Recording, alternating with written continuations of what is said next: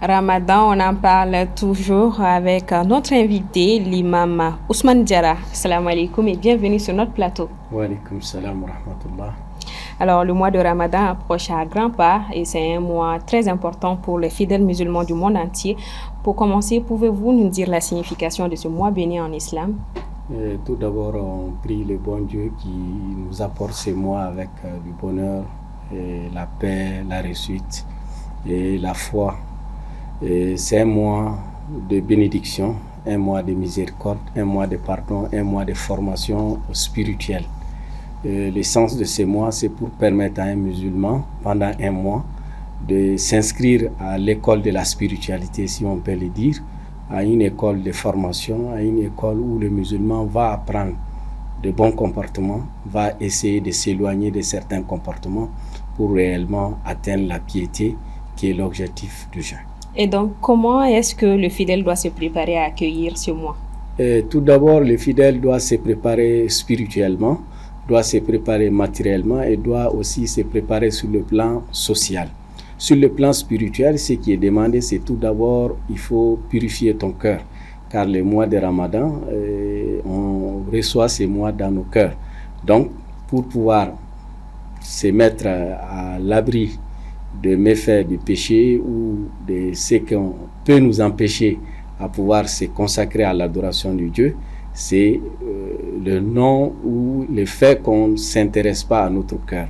Donc ce qui nous est demandé, c'est de purifier notre cœur, enlever les rancunes, pardonner à nos semblables, essayer de nous réconcilier avec Dieu.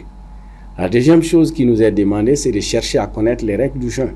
Parce que quand on doit jeûner, il faut connaître le minimum quand même, ce qui fait que le jeûne peut être invalidé ou ce qui peut te poser des problèmes.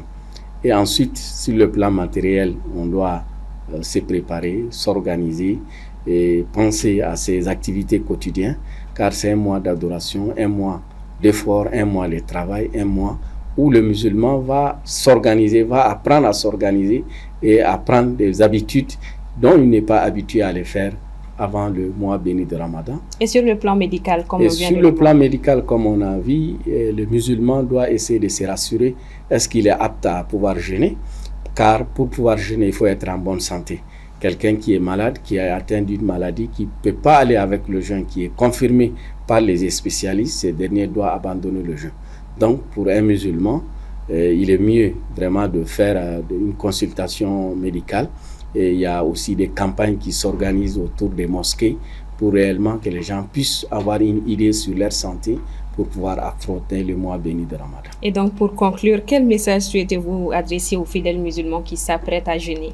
C'est tout d'abord dire aux musulmans qu'il faut accueillir ces mois avec foi et espoir. Il ne faut pas, malgré les difficultés, il faut vraiment accueillir le mois avec foi et en espérant sur la miséricorde de Dieu. Deuxièmement, le peu que nous avons, que nous partageons avec nos frères et avec nos sœurs, nous sommes dans une situation extrêmement difficile. Les gens doivent privilégier le partage et que chacun d'entre nous puisse penser à son frère, à sa sœur, pour que tout le monde puisse aborder ces mois avec foi et espoir et que nous utilisons ces mois pour nous rapprocher de Dieu, pour renforcer nos liens de solidarité et pour aussi nous réconcilier avec nos semblables. Ce qui inclut les autres dimensions du jeûne. Effectivement, les dimensions spirituelles, sociales, c'est tout cela le mois de Ramadan. Et le mois de Ramadan, c'est un ensemble. C'est un ensemble et c'est pour cela que le fidèle doit travailler afin d'atteindre ses objectifs. Merci beaucoup à vous. Merci d'être passé sur ce plateau. Salam alaikum. Wa alaikum salam wa rahmatullah ta'ala barakatuh. Retrouvez donc l'imam Ousmane Diarra dans l'émission Slamea Baro sur TM1 TV les lundis, mercredis et jeudis à partir de 12h30.